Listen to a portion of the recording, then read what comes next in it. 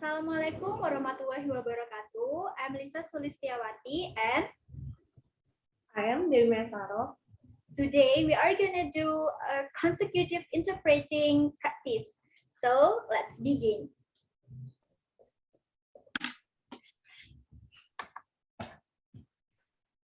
I wanted to start off by asking a question to everyone in the room, and you can take a minute to think about this question.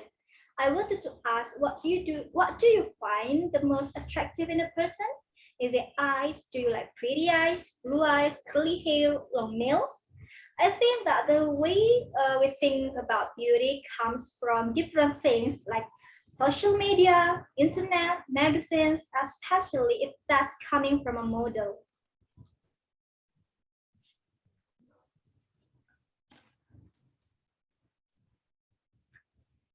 Saya ingin memulai dengan mengajukan pertanyaan kepada semua orang di ruangan ini.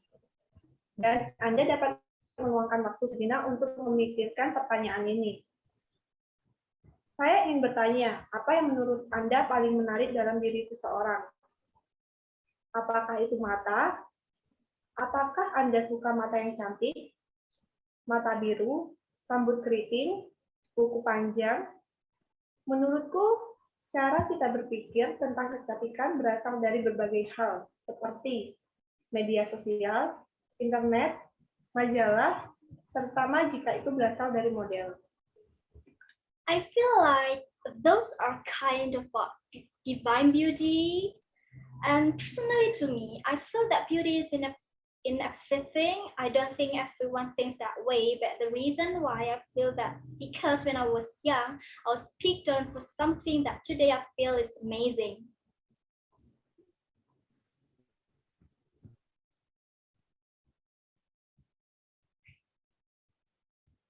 Saya merasa seperti itulah yang mendefinisikan kecantikan.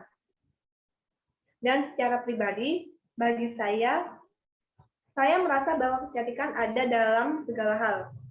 Saya tidak berpikir semua orang dapat berpikir ada keindahan dalam segala hal. Saya tidak berpikir, tetapi mengapa saya merasa bahwa ada keindahan dalam segala hal? Karena ketika saya masih muda, saya dipilih untuk sesuatu yang hari ini menurut saya luar biasa. And there is something I think you can probably see. It's my skin condition. It's called vitiligo, and vitiligo is basically my immune system that feels that my melanin, which is what makes color in your skin, thinks that my melanin is a disease, something similar to common cold, so it fights it off, and that makes my skin turn white.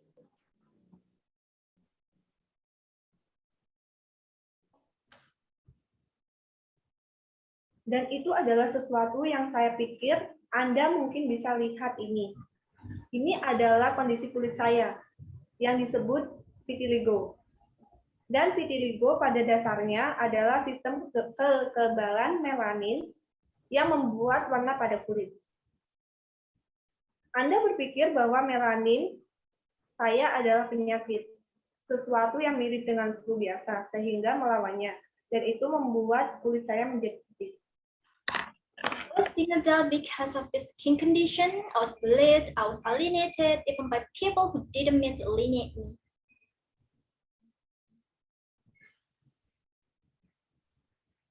Saya dipilih karena kondisi kulit ini. Saya diintimidasi, saya diasingkan, bahkan oleh orang-orang yang tidak bermaksud untuk mengasingkan saya. For example, we would, like everyone does, take family pictures, and my mom would bring a little tub of makeup, and it was her makeup. My mom is not the same skin color as me. She is much darker than I am, so could you imagine me having a dark pastel face and the rest of me is like brown, white?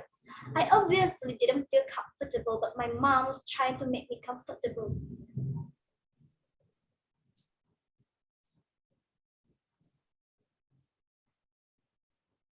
Sebagai contoh, ketika kami saat akan mengambil foto keluarga, seperti semua orang, dan ibuku akan membawa sedikit riasannya. Ibuku tidak memiliki warna kulit seperti saya, dan Kulit ibuku jauh lebih gelap dariku. Jadi, dapatkah Anda membayangkan, saya memiliki warna wajah yang gelap, dan bagian lain dari saya seperti coklat dan putih. Saya jelas tidak merasa nyaman, tetapi ibu saya berusaha membuat saya merasa nyaman. In school, I changed school in about grade 3, and it's already hard to make friends when you change school, especially at such a young age. But luckily, I found two girls who were willing to play with me. They didn't really know who I was, but they wanted to play. They wanted to check me out and see if I was one of the cool kids.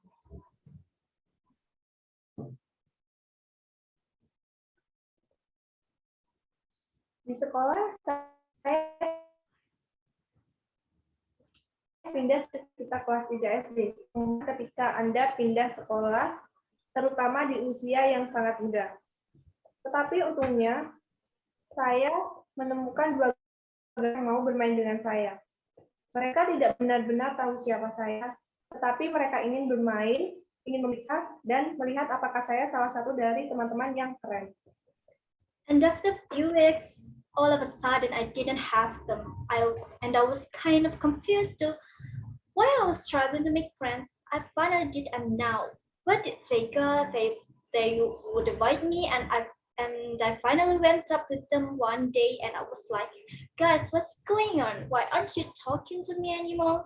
They said to me, we can't talk to you anymore. Sorry, our parents say that we might catch your skin condition. Can you imagine how that made me feel in grade 3? That hurt.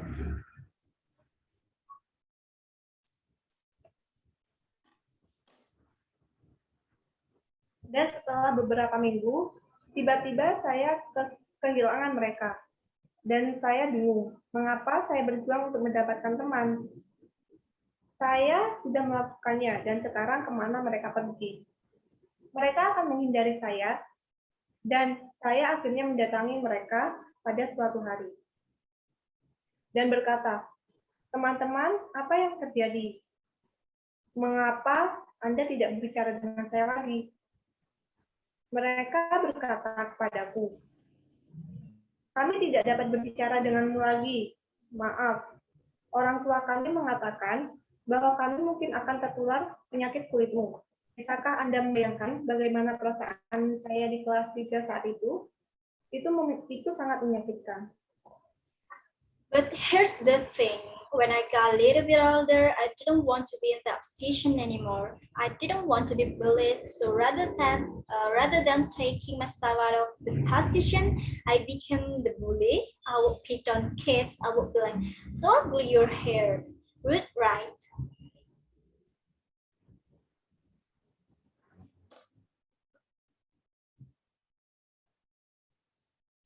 Tapi inilah masalahnya. Ketika saya sedikit lebih tua, saya tidak ingin berada di posisi itu lagi.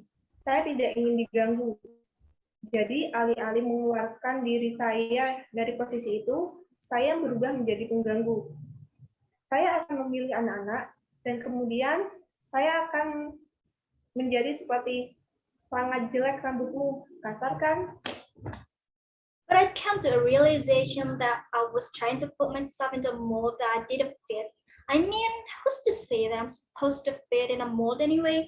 I can make up my own. So I decided that I was going to take myself away from this side and away from this side and make my own side and fit myself a new mold. And that mold is so cliche, but I feel that there's beauty in everything.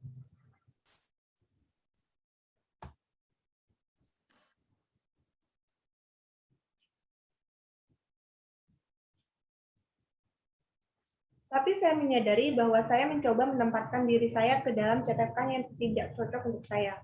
Maksud saya, siapa bilang saya seharusnya cocok dengan cetakan tersebut? Saya bisa membuat diri saya sendiri. Jadi, saya memutuskan bahwa saya akan mengambil diri saya dari sisi ini dan sisi lain. Dan membuat sisi saya sendiri. Dan menyesuaikan diri dengan cetakan baru yang saya buat. Dan cetakan itu sangat klise. Tetapi Saya merasa ada keindahan dalam segala hal.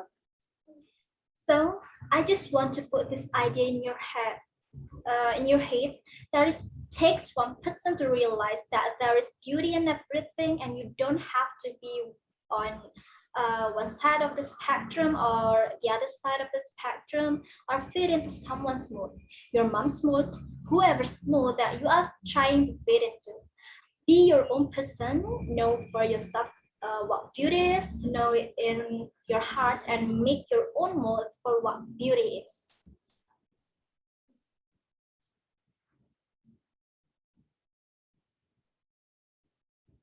Jadi, saya hanya ingin meletakkan ide ini ke kepala Anda, bahwa dibutuhkan satu orang untuk menyadari bahwa ada keindahan dalam segala hal.